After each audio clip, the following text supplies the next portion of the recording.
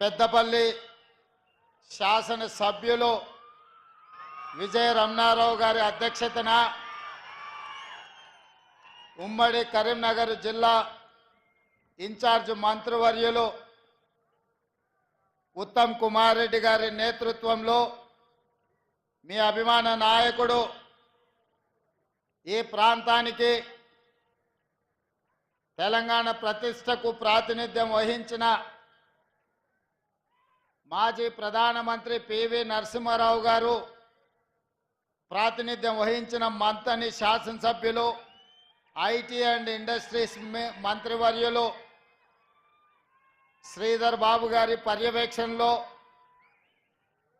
మిత్రులు తెలంగాణ ఉద్యమకారుడు మంత్రివర్యులు పొన్నం ప్రభాకర్ గారు, పొంగులేటి శ్రీనివాసరెడ్డి గారు, మిత్రులు పెద్దలు కోమటిరెడ్డి వెంకటరెడ్డి గారు, అదేవిధంగా వేదిక మీద ఉన్న మంత్రివర్యులు, పార్లమెంట్ సభ్యులు, శాసన మండలి సభ్యులు, శాసనసభ్యులు, ప్లానింగ్ కమిషన్ వైస్ చైర్మన్, వివిధ కార్పొరేషన్ల చైర్మన్స్, తెలంగాణ రాష్ట్ర ప్రభుత్వ ప్రత్యేక సలహాదారులు, కాంగ్రెస్ పార్టీ నాయకులు, ప్రాణ సమానులైన పెద్దపల్లి నియోజకవర్గ ప్రజలందరికీ కూడా మనస్ఫూర్తిగా నేను కృతజ్ఞతలు ధన్యవాదాలు తెలియజేస్తున్నా.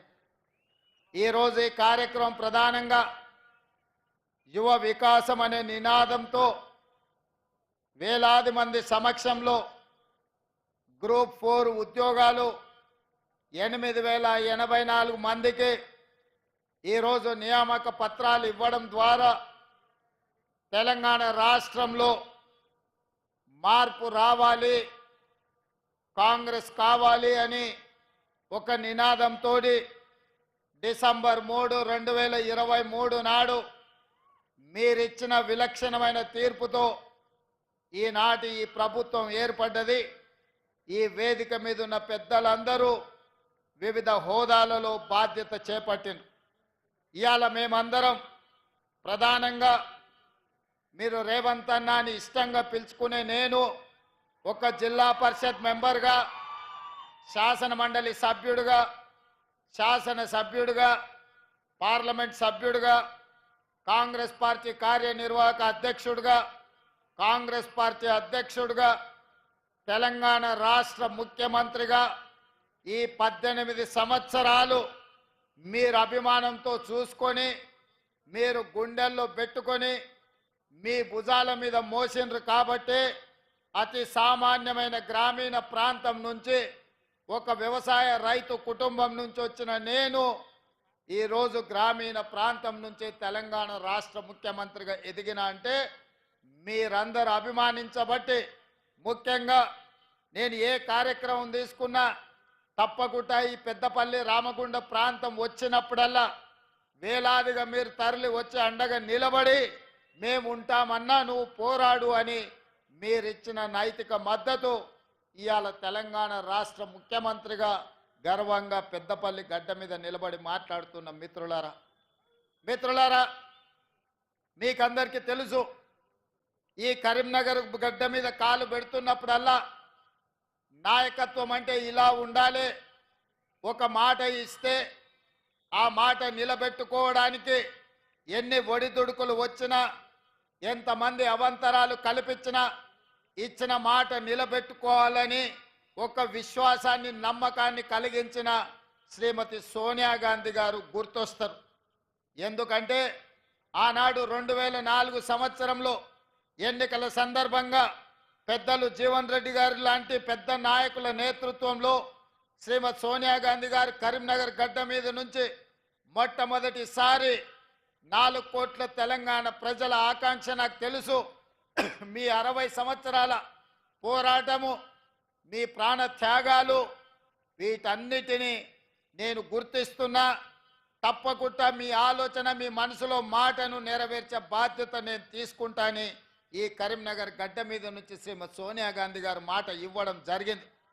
ఆనాటి నుంచి 2014 వరకు సుదీర్ఘమైన 10 సంవత్సరాలు ఈ తెలంగాణ ఉద్యమంలో ఎన్ని అవాంతరాలు వచ్చినా ఎంతమంది అభ్యంతరం పెట్టినా 2000 సంవత్సరంలో తెలంగాణ రాష్ట్రం ఏర్పడాలి అని మొట్టమొదట తెలంగాణ కాంగ్రెస్ పార్టీ శాసనసభ్యుల తరపున వేదిక మీద ఉన్న పెద్దలు డాక్టర్ జి చిన్నారెడ్డి గారు మొట్టమొదట సోనియా గాంధీ గారికి నివేదిక ఇచ్చి ఆనాడు 42 మంది కాంగ్రెస్ శాసనసభ్యులతో ఒక వినతి పత్రాన్ని బేగంపేట ఎయిర్పోర్ట్లో వారికి ఇచ్చి మొట్టమొదటిసారి వారి మదిలో తెలంగాణ రాష్ట్రం యొక్క ప్రత్యేకతను వారు నమోదు చేయడం జరిగింది. ఆనాడు వారు మొదలుపెట్టిన తెలంగాణ ఉద్యమం కొద్ది కొద్దిగా పెరుగుతూ తెలంగాణ రాష్ట్రాన్ని సాధించుకునే వరకు ఆ ఉద్యమం ఉర్రూతలు ఊగింది. ఇవాళ నేను గుర్తు చేయదలుచుకున్న పెద్దలు బట్టి విక్రమార్క గారు, పొంగులేటి శ్రీనివాసరెడ్డి గారు వేదిక మీద ఉన్నారు. కొంతకాలం ఖమ్మం జిల్లాలో తెలంగాణ ఉద్యమం లేదు అన్నట్టుగా కొంతమంది ప్రచారం చేసిండ్రు. కానీ ఇవాళ ఈ వేదిక మీద నుంచి నేను గుర్తు చేయదలుచుకున్నా, ఆనాడు విద్యుత్ శాఖకు సంబంధించి ఒక చిన్న ఉద్యోగ విషయంలో ఖమ్మం జిల్లా పాల్వంచలో మొట్టమొదటిసారి మా ఉద్యోగాలు మాకు కావాలి, మా ఉపాధి మాకు ఉండాలి అని మొట్టమొదట ఉద్యోగం కోసం ప్రారంభమైన పోరాటం ఆ తర్వాత తెలంగాణ ఉద్యమంగా మారి ఈరోజు తెలంగాణ రాష్ట్రం సాధించడంలో తెలంగాణ ప్రజలు విజయవంతమైందంటే అది పాల్వంచలో ఉద్యోగం కోసం మొదలైన పోరాటం తెలంగాణ రాష్ట్రాన్ని మనం సాధించుకున్నాం. ఇవాళ తెలంగాణ రాష్ట్రం తెచ్చుకున్నది మన ఉద్యోగాల కోసం, మన ఉపాధి కోసం, మన ప్రాంత అభివృద్ధి కోసం. మన రైతాంగం వ్యవసాయం దండుగ కాదు, వ్యవసాయం పండుగ చేసుకోవాలన్న ఆలోచనతోటే తెలంగాణ రాష్ట్ర ఉద్యమం కొనసాగించింది. నేను ఇవాళ ఈ వేదిక మీద నుంచి గుర్తు చేయదలుచుకున్న నల్గొండ బిడ్డలు ఈ వేదిక మీద ఉన్నారు. ఆనాడు నిజాం సర్కారును నిజాం ప్రభువుల పైజామలు ఊడగొట్టి దిగంతాలకు తరిమిన సాయుధ రైతాంగ పోరాటానికి నల్లగొండ జిల్లా వేదికై రైతుల కోసం, భూమి కోసం, భుక్తి కోసం, విముక్తి కోసం ఆనాడు సాయుధ రైతాంగ పోరాటం ద్వారా తెలంగాణ రాష్ట్రము, హైదరాబాదు రాష్ట్రము విముక్తి జరిగింది.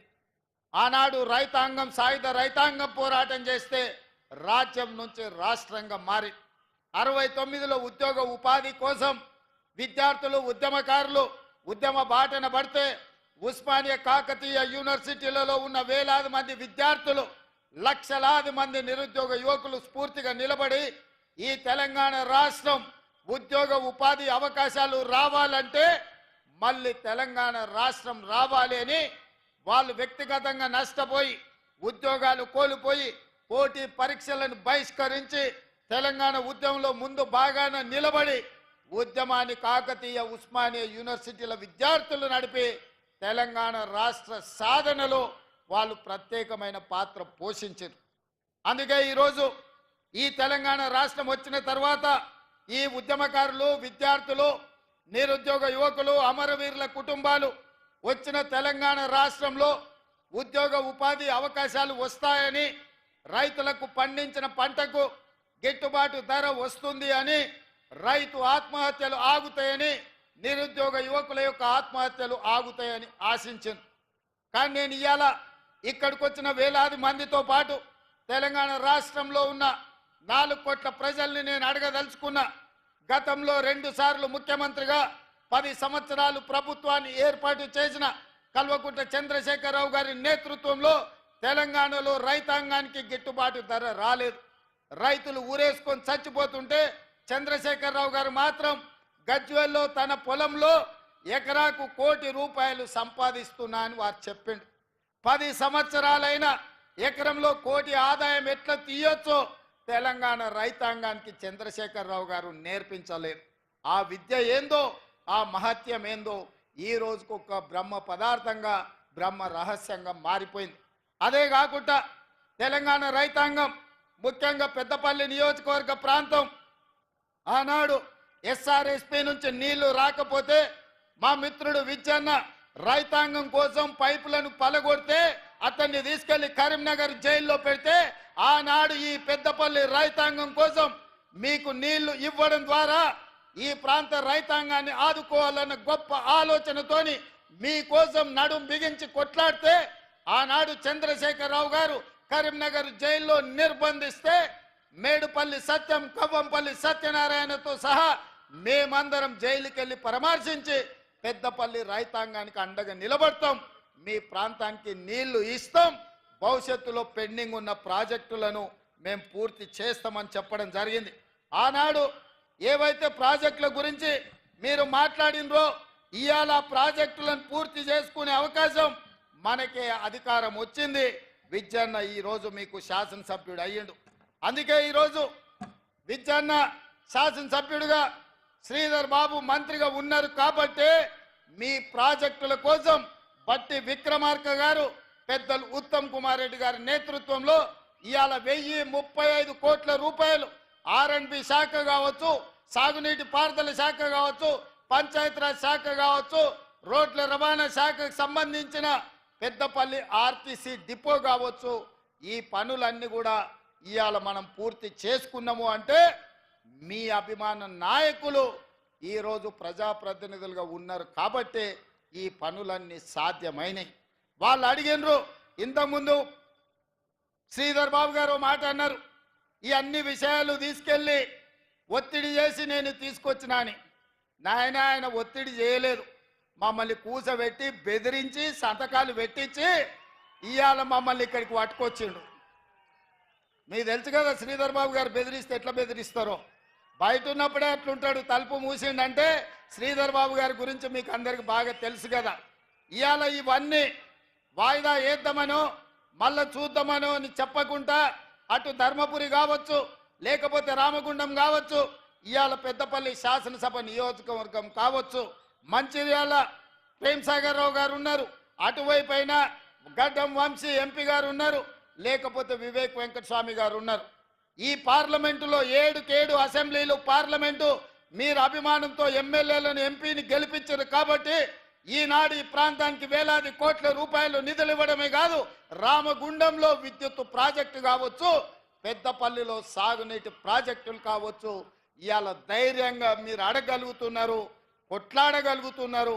మాతో చెయ్యి బట్టి సంతకం పెట్టించి మీ శ్రీధర్ బాబు గారు పనులు చేయించగలుగుతున్నాడు.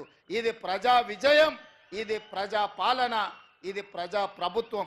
నేను అడుగుతున్నా, భానుప్రసాదరావు గారు ఎమ్మెల్సీ గారు, ఇక్కడ పార్కు లేదు, పార్కు కావాలన్నాడు, స్టేడియం లేదు, స్టేడియం కావాలన్నాడు, ఈ ప్రాంత అభివృద్ధి కోసం నిధులు ఇవ్వాలి అని నాకు నివేదికలు ఇచ్చిండ్రు. చాలా మంది ఎమ్మెల్యేలు, ఎమ్మెల్సీలు అందరూ ఇన్ని నిధులు ఇచ్చినా మళ్ళీ ఇన్ని విజ్ఞాపన పత్రాలు తెచ్చిర్రు ఇంకా కావాలి అని. కాయలు కాసే చెట్టుకే రాళ్ల దెబ్బలు ఉంటాయి, పెట్టించేవాడు ఉంటే పెడతామంటే ముందుకు వస్తారు, కొడతామంటే దూరం పోతారు. ఇవాళ మనం పెడతాం అంటున్నాం కాబట్టి, వడ్డిస్తాం అంటున్నాం కాబట్టి మీరందరూ దగ్గరకు వచ్చిండ్రు, ఈ వినతి పత్రాలు ఇచ్చిండ్రు.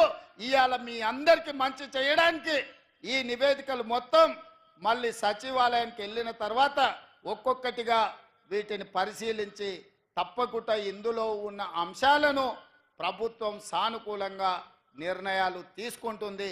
ఇచ్చిన నివేదికలు ఇవి చదివితే రేపు ఉదయం దాకా ఇవే చదవాల్సి వస్తుంది కాబట్టి మొత్తంగా గంప గుత్తగా మీకు ఒకటే మాట ఇస్తున్నా, మిత్రులు ఇచ్చిన నివేదికలు అన్నీ కూడా మా అధికారులకు, మా చీఫ్ సెక్రటరీ గారికి ఇచ్చి పెద్దపల్లి ఉమ్మడి జిల్లాకు, పెద్దపల్లి పార్లమెంటు నియోజకవర్గానికి కావలసిన నిధులను ఇచ్చే బాధ్యత ప్రేమ్సాగర్ రావు గారు, సత్యనారాయణ స్వామి మా టెంపుల్ కూడా నిధులు కావాలన్నాడు.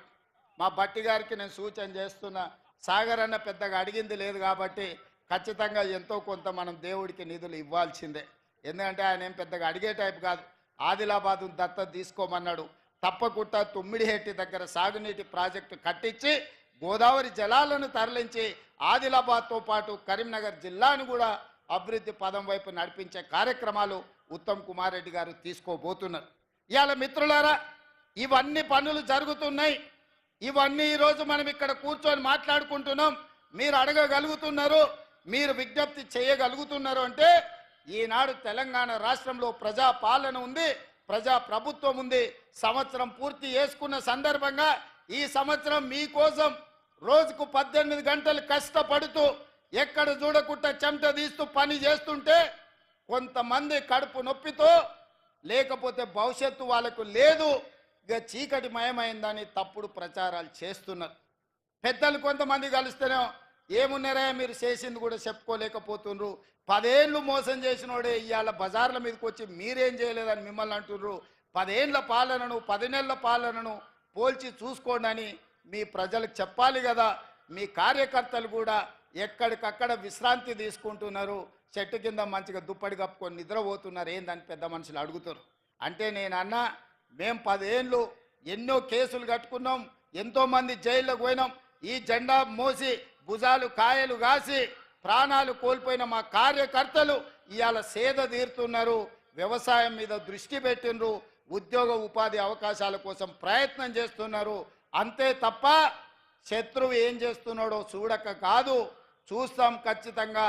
10 నెలల పాలన మీద వాళ్ళు చేసిన విష ప్రచారం డిసెంబర్ 1 నుంచి డిసెంబర్ 9 వరకు 10 రోజులు వాళ్ళు చేస్తున్న విష ప్రచారాన్ని తిప్పి కొట్టి చరిత్రను తిరగ రాస్తామని చెప్పడం జరిగింది. దానికి ఉప ముఖ్యమంత్రి వర్యులు బట్టి విక్రమార్క గారు ఈరోజు బాధ్యత తీసుకొని ముందుకు నడిపిస్తున్నారు. మిత్రులారా, ఈ వేదిక మీద నుంచి తెలంగాణ 4 కోట్ల ప్రజలు నేను అడగదలుచుకున్నా. ఆనాడు 1200 మంది విద్యార్థులు ఆత్మ బలిదానాలు చేసుకున్నది తెలంగాణ రాష్ట్రంలో నెలల కొద్దీ నిరసన తెలుపుతూ రాస్తారోకలు చేస్తూ వంట వార్పు చేస్తూ పిల్లలు ప్రాణాలు ఇచ్చి తెలంగాణ రాష్ట్రం తెచ్చుకున్నది ఎందుకు అని నేను అడుగుతున్నా. ఇవాళ 10 సంవత్సరాలు నిజంగానే రైతులకు వాళ్ళు బోనస్ ఇచ్చుంటే, వరి వేసుకున్న రైతులకు గిట్టుబాటు ధర ఇచ్చనుంటే ఈరోజు తెలంగాణ రాష్ట్రం సస్యశ్యామలం అయి ఉండేది.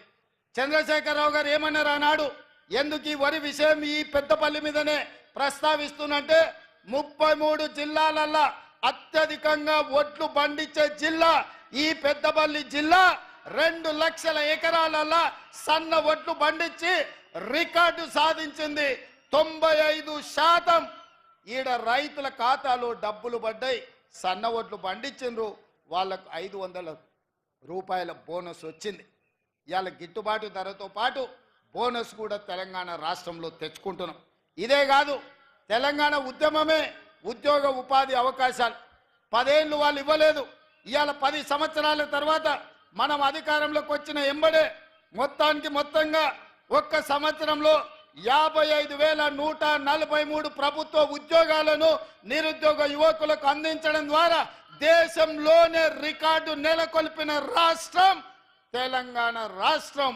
అందులో ప్రధానంగా హోంశాఖ కావచ్చు, విద్యాశాఖ కావచ్చు, గ్రూప్ 1 కావచ్చు, వైద్య ఆరోగ్య శాఖ కావచ్చు, బీసీ సంక్షేమ శాఖ కావచ్చు, ఎస్సీ అభివృద్ధి శాఖ కావచ్చు, మైనారిటీ సంక్షేమ శాఖ కావచ్చు, ఎస్టీ సంక్షేమ శాఖ కావచ్చు, నీటిపారుదల శాఖ కావచ్చు, రెవెన్యూ శాఖ కావచ్చు, పంచాయతీరాజ్ గ్రామీణాభివృద్ధి శాఖ కావచ్చు, ఇంధన శాఖ కావచ్చు, ఉన్నత విద్యాశాఖ కావచ్చు, రోడ్లు రవాణా రోడ్లు భవనాల శాఖ కావచ్చు, పురపాలక పట్టణ అభివృద్ధి శాఖ కావచ్చు, పశు సంవర్ధక మత్స్య డైరీ శాఖ కావచ్చు, వ్యవసాయ సహకార శాఖ కావచ్చు. మిత్రులారా, ఈ శాఖలల్లా మన ప్రభుత్వం ఇందిరమ్మ రాజ్యంలో మొదటి సంవత్సరం 55,143 ఉద్యోగ పత్రాలు, నియామక పత్రాలు, ఈనాడు గ్రూప్ 4 8,084 మంది నియామకాలతో 55,143 ఉద్యోగాలను ఇవాళ మన ప్రభుత్వం ఇచ్చింది.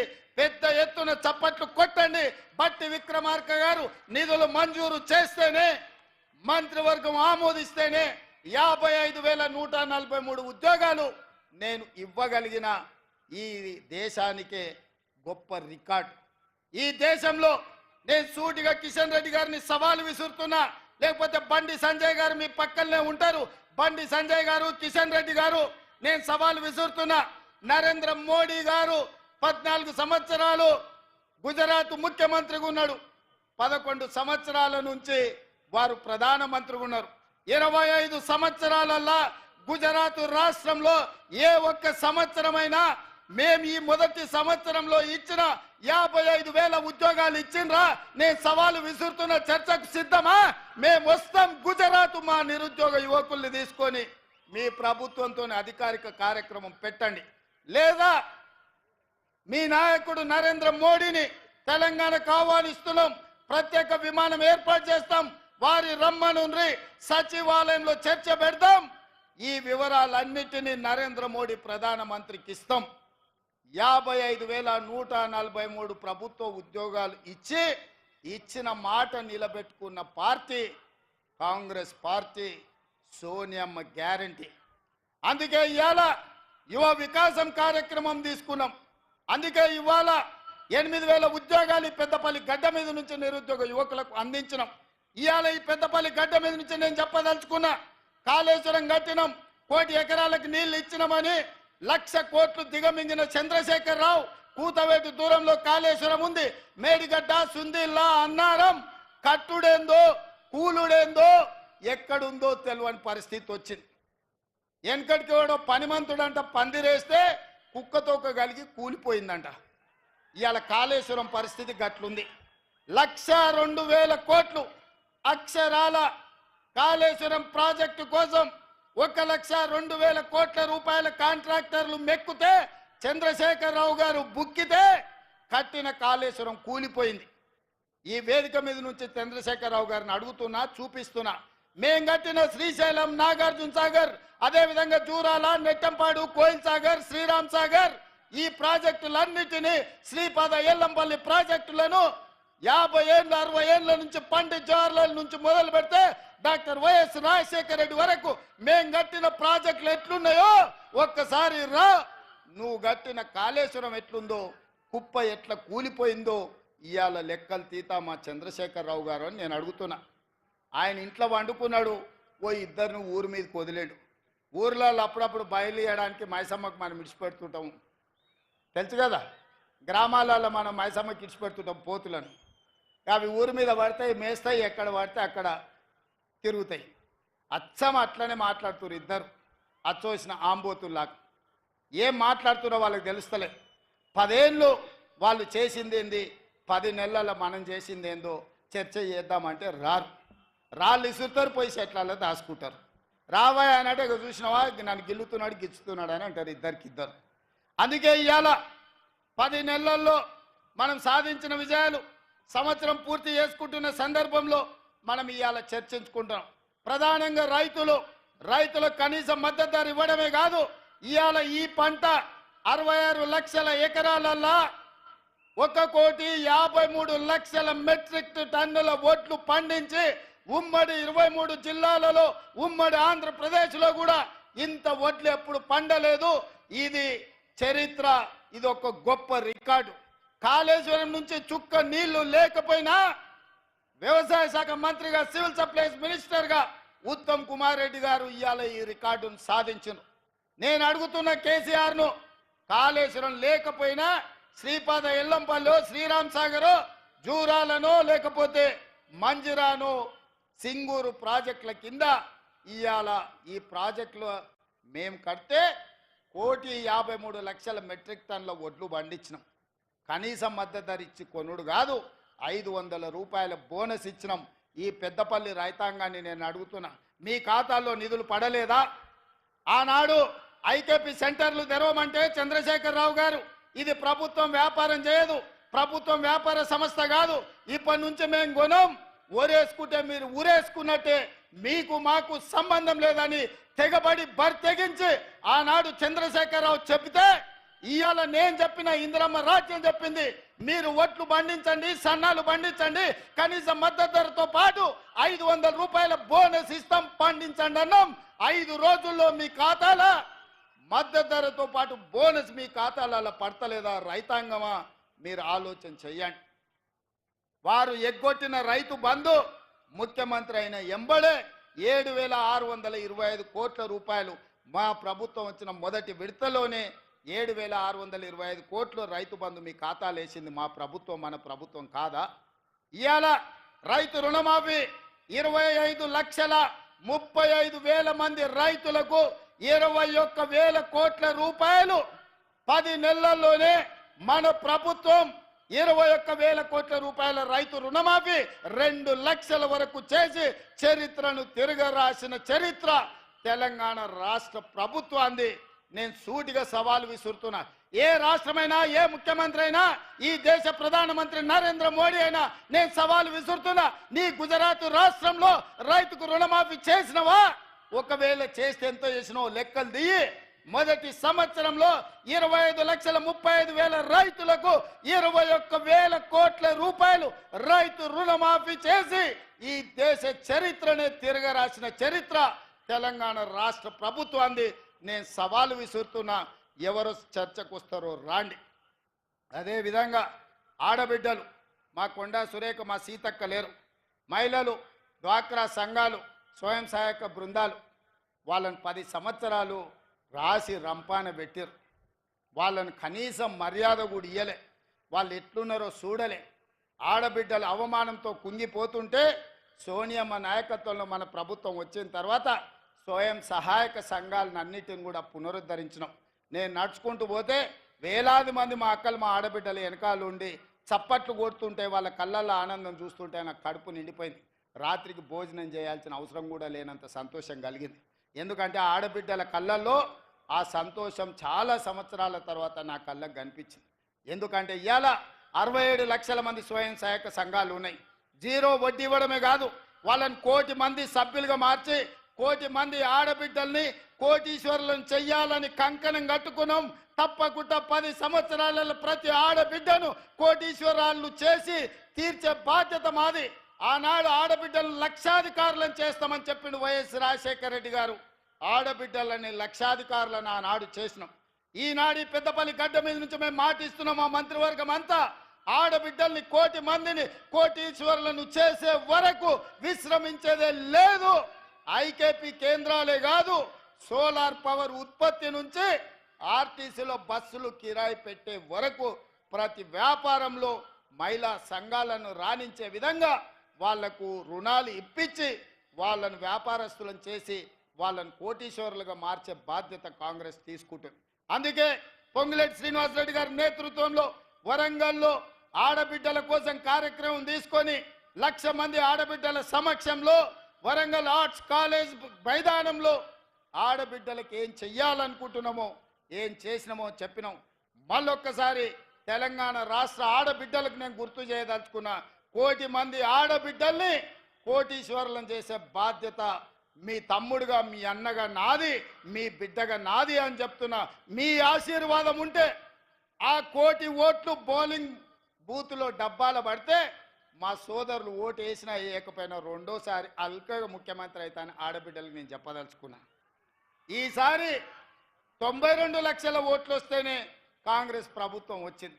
వచ్చేసారి మా ఆడబిడ్డలు 1 కోటి మంది 1 కోటి ఓట్లు వేస్తే వీళ్ళు ఇచ్చేది బోనసే తప్ప అస్సలు కాదు.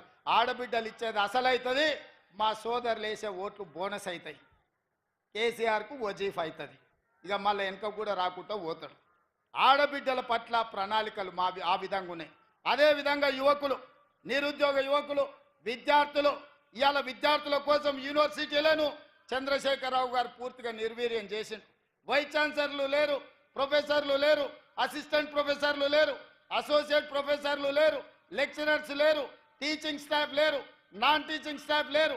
మొత్తం దివాలా దీపిస్తే యూనివర్సిటీలను మనం వచ్చిన ఎంబడే 10 యూనివర్సిటీలకు వైస్ ఛాన్సలర్లను నియమించడమే కాకుండా డిఎస్సి నోటిఫికేషన్ ఇచ్చి 10 ఏళ్ల వాళ్ళు చేయని పని 11,000 మంది టీచర్ల నియామకం చేపట్టి తండాలలో, గూడాలలో, మారుమూల పల్లెల్లో ప్రతి పేదవాడికి విద్యను అందుబాటులోకి తేవాలి, పేదవాడు చదువుకోవాలి, ఈ అధికారంలో భాగస్వాములను చెయ్యాలి అని ఇవాళ 11,000 మంది టీచర్ల నియమించడమే కాదు, 35,000 మంది టీచర్ల బదిలీలు, 21,000 మంది టీచర్ల ప్రమోషన్లు ఇవ్వడం ద్వారా ఈరోజు మన ప్రభుత్వం విద్యకు అత్యంత ప్రాధాన్యత ఇచ్చి పేదవాడు చదువుకుంటేనే బాగుపడతాడనే విశ్వాసంతో పేదలకు విద్యను అందుబాటులోకి తీసుకురావాలనే ప్రయత్నం చేసినాం.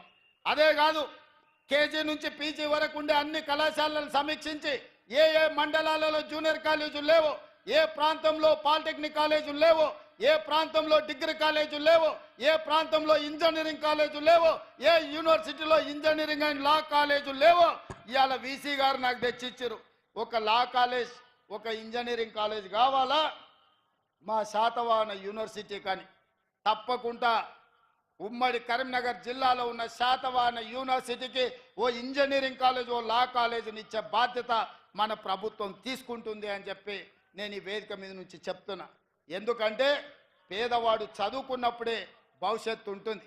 పేదవాడికి ఉద్యోగమో ఉపాధి వస్తే ఒక తరం బాగుపడుతుంది. ఆ తరం బాగుపడితే భవిష్యత్ తరాలకు వాళ్ళు ఆదర్శంగా ఉంటారు.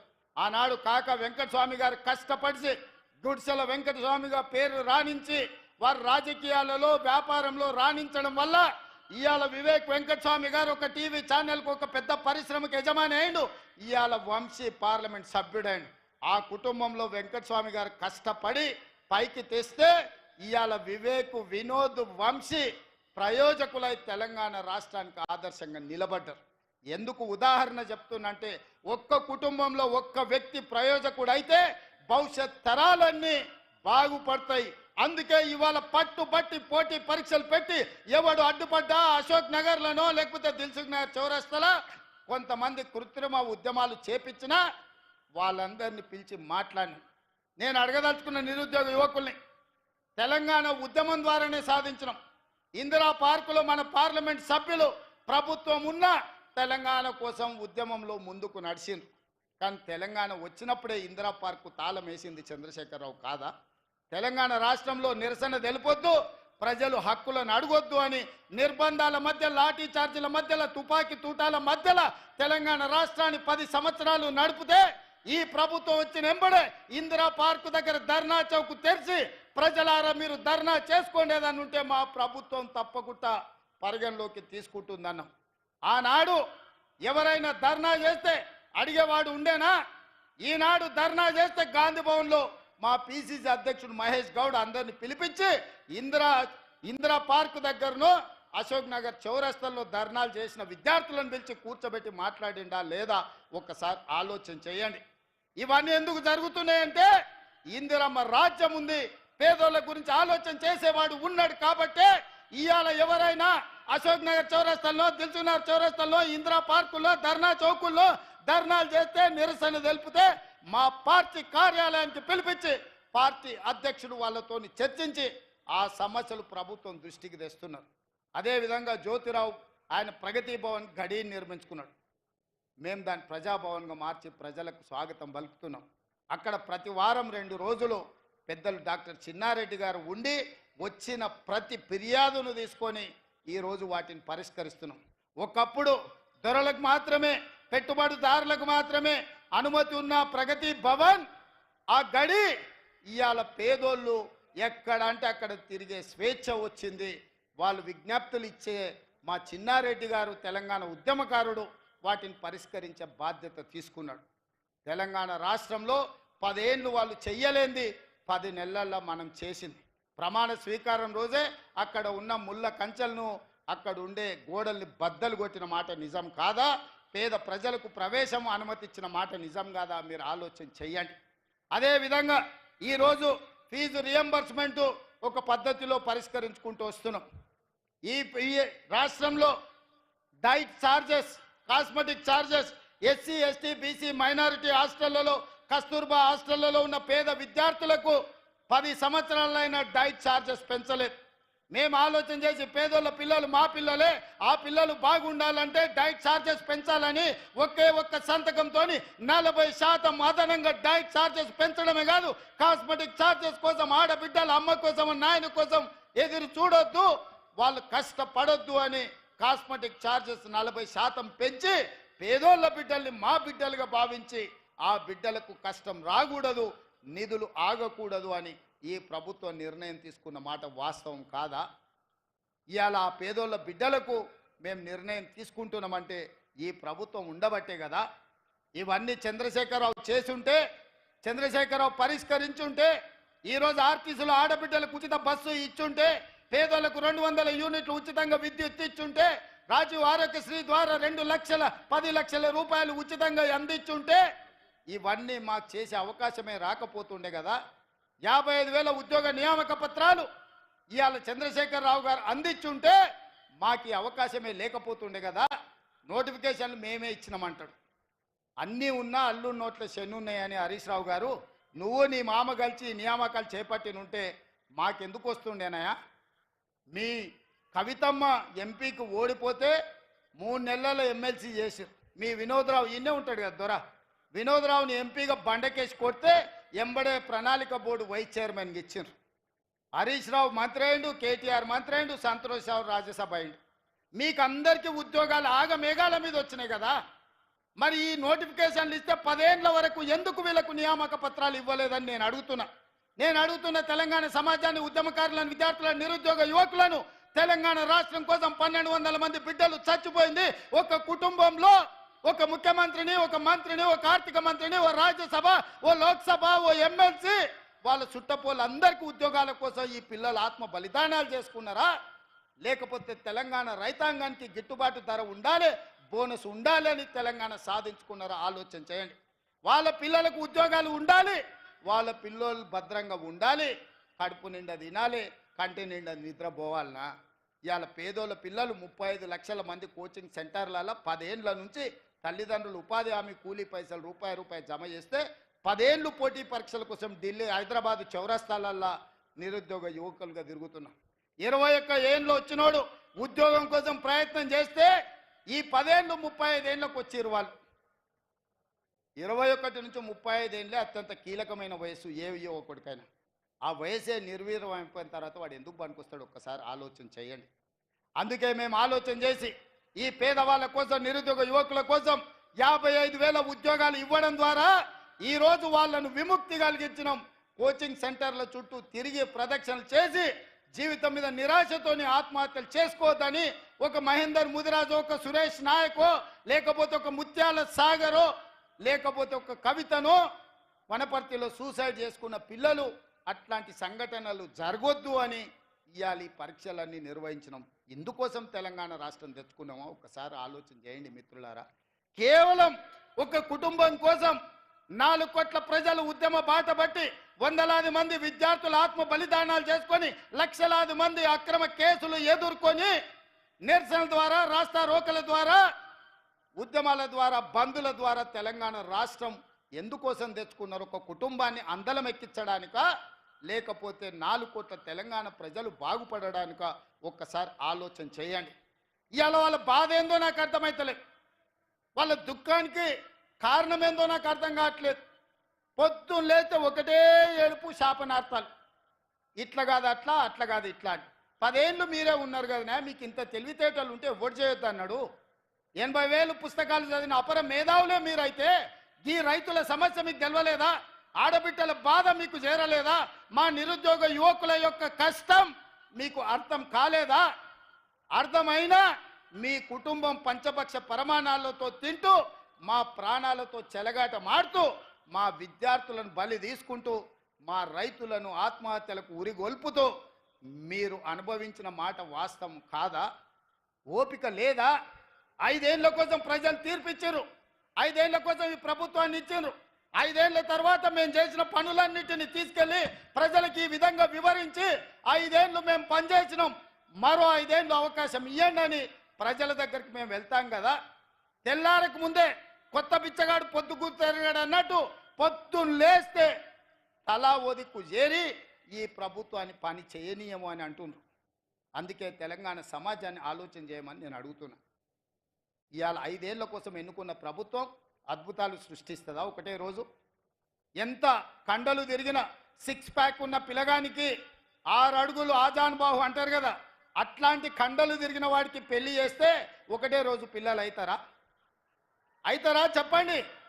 కండలు తిరిగే ఉండొచ్చు, 6 అడుగుల ఉండొచ్చు, పెళ్లి చేస్తే ఒకటే రాత్రికి పిల్లలను చేయగలడా? దేనికైనా ఒక ప్రాసెస్, ఒక విధానం, ఒక విధి విధానాలు ఇవన్నీ ఉంటాయి. ఆ విధి విధానాల ప్రకారం ప్రభుత్వం పనిచేస్తుంది. మీకు నిధులు ఇవ్వాలన్నా కింద సెక్షన్ ఆఫీసర్ నుంచి పై వరకు చీఫ్ సెక్రటరీ వరకు సంతకమై మంత్రి దగ్గర క్లియర్ అయి, ఆర్థిక మంత్రి దగ్గర క్లియర్ అయి, ముఖ్యమంత్రి కార్యాలయానికి వస్తేనే సంతకం పెట్టాల్సి వస్తుంది. ప్రతి పనికి ఒక ప్రాసెస్ ఉంటుంది. ఆ ప్రాసెస్ను కంప్లీట్ చేయడానికి ఒక విధానం ఉంటుంది. ప్రజలు మాకు అధికారం ఇచ్చింది 5 ఏళ్ల కోసం. అప్పుడే ఎందుకంత ఆతృత అని నేను అడుగుతున్నా. ఏందా మీ బాధ, మీ దుఃఖము? ఏంది తండ్రి కొడుకు అల్లుడు చూడుండ్రి, ఒక్కసారి ఆలోచన చేయమని అడుగుతున్న తెలంగాణ సమాజం. 10 ఏళ్ళు వాళ్ళే కదా కుర్చీలు ఉన్నది, 10 నెలలు కూడా ఓపిక పట్టారా? మేమేమో అల్లాటప్పకు వచ్చినామా, అడుక్కొని వచ్చినామా? ప్రజలు ఆశీర్వాదిస్తూ వచ్చి కుర్చీలో కూర్చున్నాం కదా. మిమ్మల్ని బొందబెట్టి మమ్మల్ని కుర్చీలో కూర్చోబెడితేనే కదా ఇవాళ మేము వచ్చింది. అప్పుడే దిగిపో దిగిపో దిగిపో అని అంటే ఏంది ఇది? మేము అట్లనే చేసినామా? 5 ఏళ్ళు జానారెడ్డి గారు ప్రతిపక్ష నాయకుడిగా ఎప్పుడైనా ఇట్లా చిల్లర మాటలు మాట్లాడిండగా, చిల్లర మల్లరగా వ్యవహరించిండా? 5 ఏళ్ళు సిఎల్పి నాయకుడిగా బట్టి విక్రమార్క గారు ఉన్నారు. శాసనసభ సమావేశాలను ఒకసారి చూడండి. ఇట్లాంటి చిల్లర మాటలు ఎప్పుడైనా మాట్లాడిండా? ప్రభుత్వానికి సహేతుకమైన సలహాలు ఇచ్చిండు, సూచనలు ఇచ్చిండు, ప్రభుత్వం పనిచేసే విధంగా సహకరించండి తప్ప ప్రభుత్వాన్ని నడవనీయకుండా కాళ్ళల్లో కట్టబెట్టే ప్రయత్నం చేయలే.